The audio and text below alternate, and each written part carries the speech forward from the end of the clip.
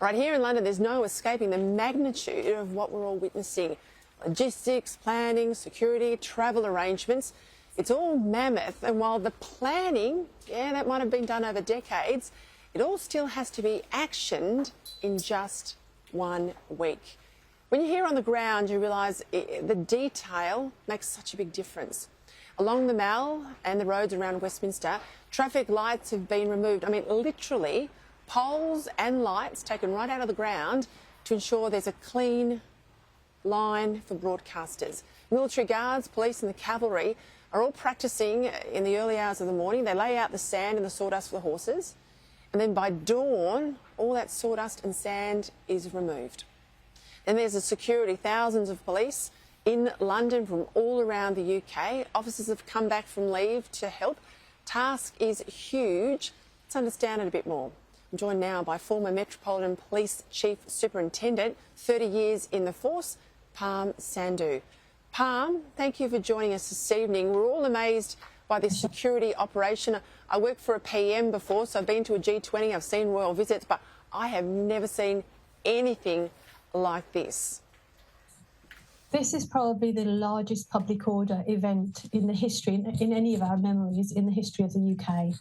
And to actually manage it, there's around 10,000 police officers on duty every day in the capital.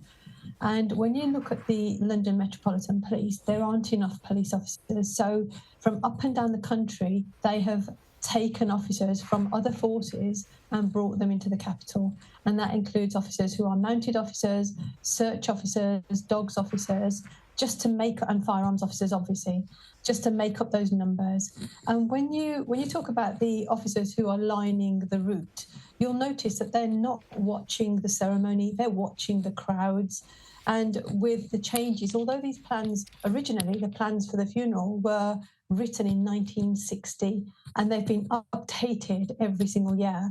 And with the changes in threats, because the three main threats are terrorism, they're protest, and the third one is fixated individuals, and those are individuals who are obsessed with the royal family.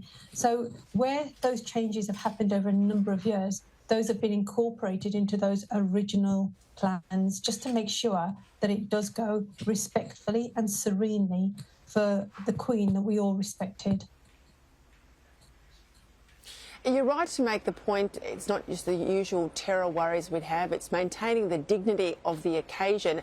And you're right to also point out to the audience, because I did notice on Wednesday as the procession of the Queen's coffin moved from from Buckingham Palace to Westminster Hall, that there were police almost shoulder to shoulder all the way along the route, and they were facing the crowd.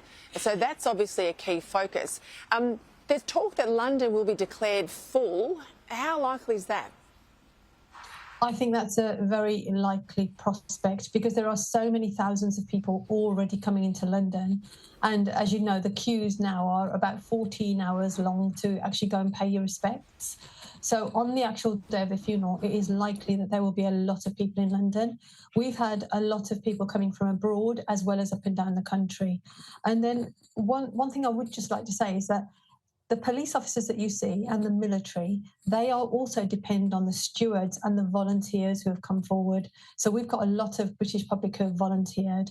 And one of the things with the police and the military is that all of them would have sworn an allegiance to our Queen, and they are passionate and they will be professional, and they need to make sure, and they want to make sure that her funeral is done in a respectful manner.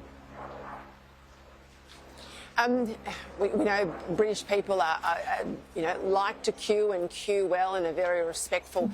I got around yesterday down at Westminster Hall, past the Abbey, looked at queues, looked at the crowd. I mean, everyone is behaving generally very, very well. The Met Police haven't lost their ambassadorial sort of zeal. I was watching a number of them agree to be photographed with families and children. I saw a bobby pass his hat to a little boy for a photograph. There's something very special. I know it's mournful, it's sombre, but there's something very special about a British crowd, I think. And as you say, the British public, I don't think they enjoy queuing, but they don't mind queuing, especially for an occasion like this. And in relation to those crowds, unfortunately, those crowds would also attract criminals. So what we are asking the public, anybody who comes, and we've had a lot of visitors from abroad as well, is be vigilant around your own personal possessions, but also look around you. Look around at the crowd and see what can you do to help them and protect them. So it's a case of everyone coming together and being united in this moment of grief, but also to look out for each other as well. Parm, just before we go, I mean, 4 million people in London, and the scale of the event is big enough. Throw into the mix, 400-500 world leaders. We hear President Biden himself is travelling with 500 of his own security officers and, of course, all the usual motorcade vehicles. The UK hosts 2 or 3 of these state visits a year.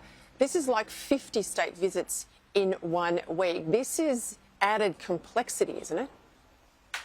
It is. It's a hugely complex task. But every time that there's a state visit, there is always feedback to say we could have done this better or this was done particularly well.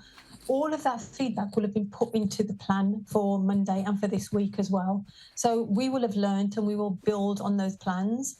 And if anybody can do it, I know that the British Police Service can do this with the support of the military and with the support of the public. And I'm confident that we are going to have a respectful, serene send-off for our Queen. Former Met Police Chief Superintendent Parm Sandhu, thank you for joining us tonight.